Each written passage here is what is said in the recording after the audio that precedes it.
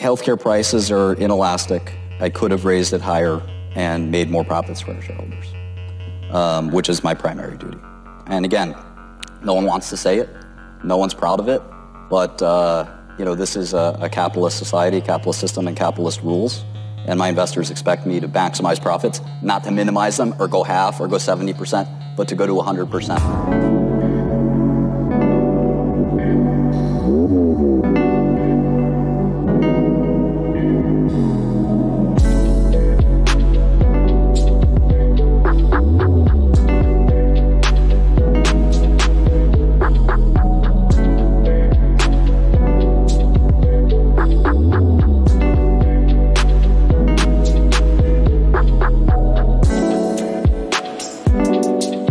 On a enquêté pendant 1 an sur ces énormes laboratoires pharmaceutiques qu'on appelle aujourd'hui les Big Pharma. C'est un peu les GAFAM de l'industrie pharmaceutique. Ce sont 10, 15 des plus gros laboratoires pharmaceutiques mondiaux qui sont présents sur l'ensemble du marché du médicament, c'est-à-dire qu'ils contrôlent et qu'ils vendent la majorité des médicaments que nous consommons.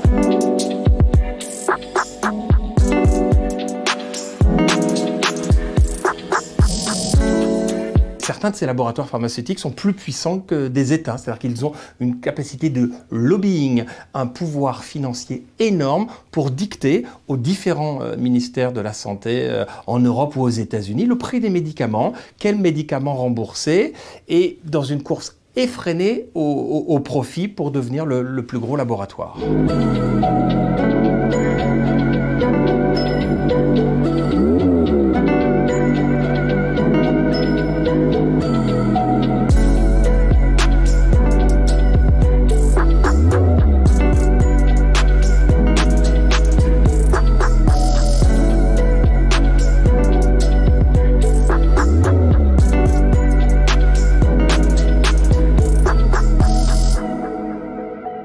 Il y a une forme de cynisme dans les laboratoires pharmaceutiques qui cachent, pas tous, certains, les effets secondaires de leurs médicaments. Lorsqu'un laboratoire pharmaceutique a un médicament qui se vend dans le monde entier, c'est sûr que c'est très délicat d'annoncer qu'il a un problème.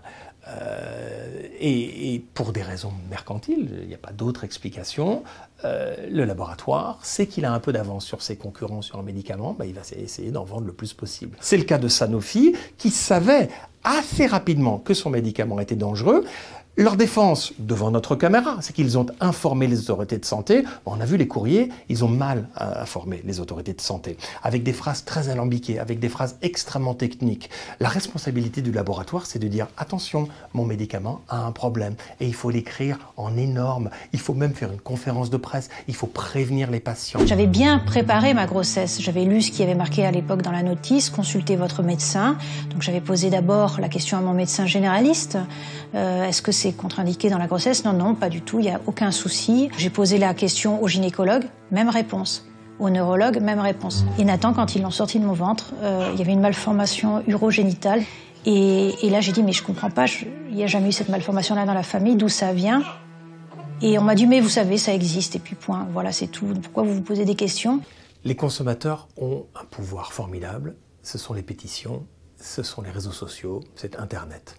Et de nombreuses associations dans le monde entier tentent de fédérer des victimes, d'obtenir des documents. C'est très difficile d'obtenir des documents à l'intérieur, au cœur même de cette industrie pharmaceutique qui est très opaque et très secrète. Mais petit à petit, les choses peuvent sortir. Là où on n'a malheureusement pas de pouvoir, c'est que lorsqu'on a une prescription de santé et que ce médicament nous est prescrit sérieusement par un médecin en qui on a confiance et qu'il sauve des vies, on n'a pas vraiment le pouvoir de dire je vais aller acheter le médicament du concurrent parce que c'est très complexe. Donc c'est vrai que les consommateurs se retrouvent un peu piégés d'être contraints d'acheter le médicament qui est prescrit. Donc la seule solution, elle vient des États. La seule solution, elle vient du pouvoir politique de dire, nous, ministère de la Santé, avons donné un coup de tampon sur ce médicament, il est sûr, il est à un prix raisonnable, les consommateurs peuvent le prendre en fermant les yeux. Lorsque les laboratoires ne sont pas assez contrôlés, eh bien on voit toutes les dérives du Mediator, les problèmes du médicament Dépakine contre l'épilepsie avec Sanofi et les ravages dramatiques de cette pandémie considérable aux États-Unis autour des opioïdes, où il y a des centaines et des centaines de morts encore aujourd'hui.